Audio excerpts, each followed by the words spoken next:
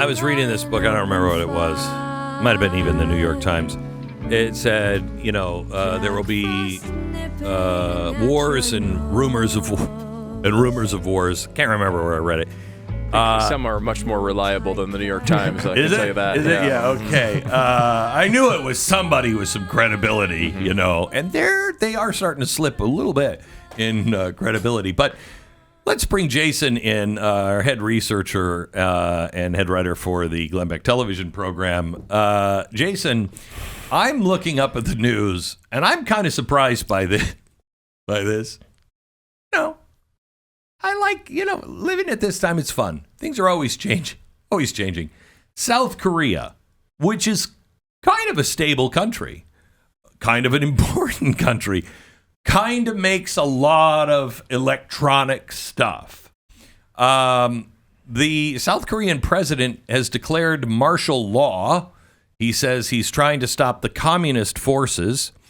However, Parliament, as I was reporting it just a few minutes ago, that he declared martial law, Parliament voted, 180 or 190 to 0 to say no.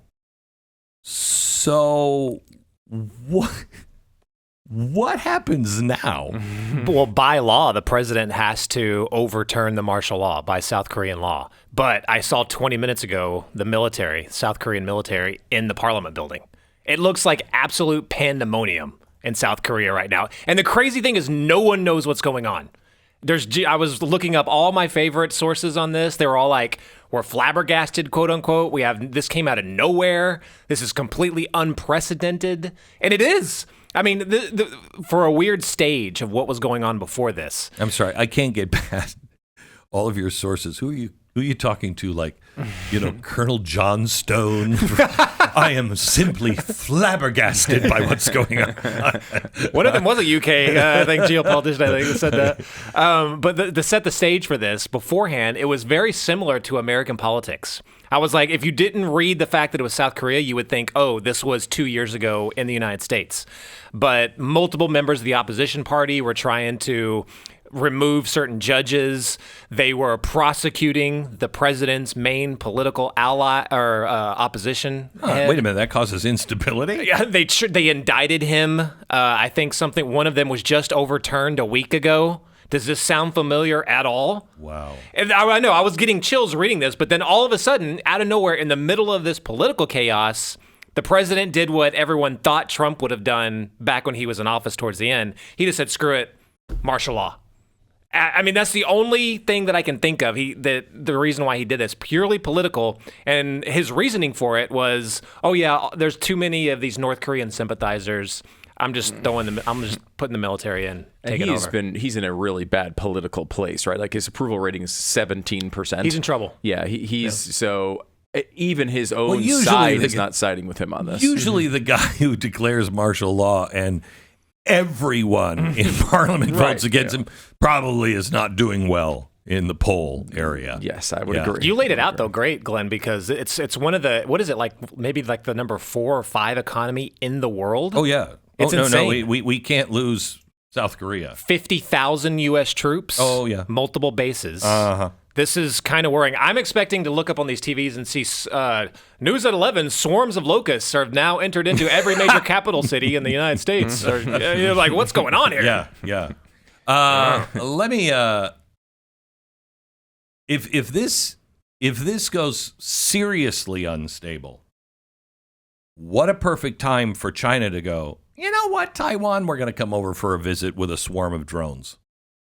Or North Korea to say, let's cross the DMZ. That's probably the immediate worry. I have to tell you what keeps coming to mind. We talked about it off air this morning, and we talked about it yesterday in our producing meeting. If Donald Trump has said it once, he said it 1,000 times. The number one concern he has is nuclear war. Mm-hmm. He's like, we are so close to nuclear war, and once you start it, it just doesn't stop. Look at, North Korea, they have missiles and probably nuclear now, don't they, from Russia? Confirmed they do. Confirmed. Yes. Okay. I don't know if you know this, but the little guy with the, lifts in his shoes, He's not a stable dude. No? No. No. Who would have thought? It was crazy is when I was looking into this, or actually I was looking into what was going on in Syria, because I was looking at now the American-backed forces are pushing along now that the terrorists are pushing. Why? Biden must have gave the order, said, okay, let's just see what we can get out of this. What are we looking for to get out of? I don't know. To help maybe the terrorists that are gaining ground? I don't know what they're planning on getting out of this. What the hell? I mean, to every world leader right now, there's 6 weeks left. Yeah, let's just give or take. Just hang on. Yeah, listen to my voice, okay? Breathe deep. Okay, you're running your country. Everything's out of control. Looks like missiles could fly at any time. January 20th, we return, and we're not warmongers, okay? Things might get normal-ish. So, hang on. Aren't you glad the grown-ups are back in the room now? Oh, man. They're not. That's the problem. No, that's what they promised. That's what they said. In 2020. The grown-ups are back in the room. Oh, I thought you were referring to the coming group of grown-ups that were coming to the room. But they're not there yet. And they've got about 6 weeks until they are. And that's going to be the big problem. This is the return to normalcy we are all promised, though, I guess is your point. Of crap. And here we are. Oh, my gosh. Look at that. Look at what's unstable. The entire Middle East is on fire. Okay. Russia against NATO absolutely could just burst into flames by noon. Test firing weapons that have no counter. Actively test firing them. What do you mean have no counter? What does that mean? The hypersonic the Russians? Vehicle, missile? Yeah. Oh my gosh. Now, South Korea. I think everything's good. I think this. I like this one. Female students at a medical school in Afghanistan weep as a man announces they are no longer allowed to continue their studies. Yeah. But that's in Afghanistan. That's enough. Just Afghanistan was enough to justify what happened during this election. And I hope people do remember that. But look at all the other chaos around the world. Do you think, though, that the average person, they don't even know any of this stuff? They don't even know it. They're hey, let's get ready for Christmas.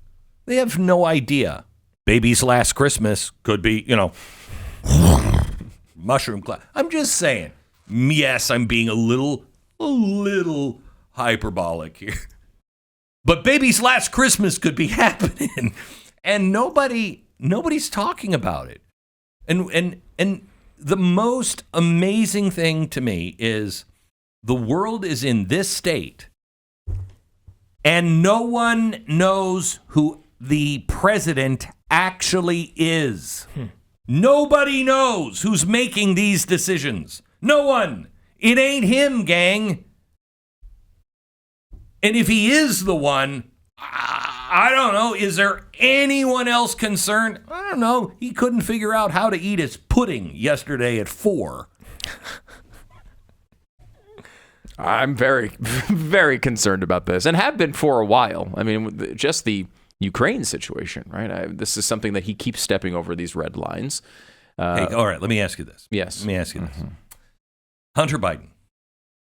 We've seen presidents, let's just cut through all the bull crap. We've seen presidents pardon friends and everything else. Totally. Okay? Happens all the time. All the time. Not even that concerned about it. The only thing that is different on the surface here is that it's his son. And he promised he wouldn't do it. But, I mean, other presidents have done close friends and brothers. All knew he would do it. 100%. He lied? Yeah, of course he lied. He's been lying about everything forever. Yep. Yes, of course he lied. So I'm not surprised by any of that. What surprises me is the statute of limitations is about 5 years on just about everything, okay? Why this arbitrary 10-year period? I mean, that the only thing that goes really like 10 years, murder, trafficking, treason, okay? And it's to cover anything. This has never been done before, gang. Ever. Anything he might have done. What the hell? And it starts when he goes to Ukraine. I don't know. Me thinks something's wrong there. Glenn, it's not like Hunter Biden was appointed to the board of directors of Burisma in the year 2014.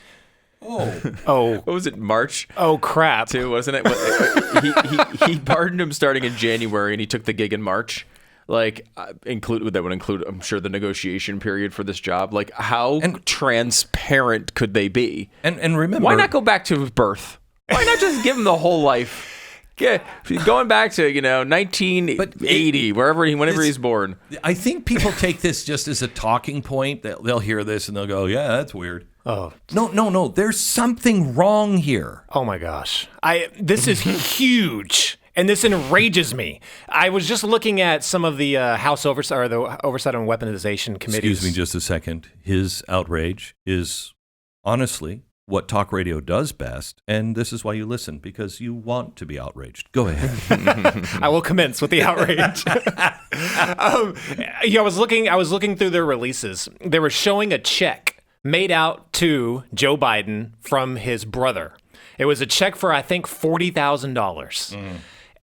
If you look at the timeline that they lay out before that, everything starts, those payouts start right after Hunter Biden sends that infamous text message saying, "I'm sitting here with my father, you will pay us." Not in direct quotes, but something along those lines. They pay them, money starts going their crazy route through companies and all this stuff. And then lo and behold, a few days later, Joe Biden gets a check for about $40,000. This goes all the way back to Ukraine. But there's no evidence. I heard that today. None. Today on a news broadcast. Oh my God! Donald Trump said without evidence. I have to tell you, I've consumed so much evidence, I think I could crap evidence at this point. Listen, here's what we should be thinking. Why is it the beginning of Ukraine? Why is no one following the money that we're sending over in buckets, golden buckets?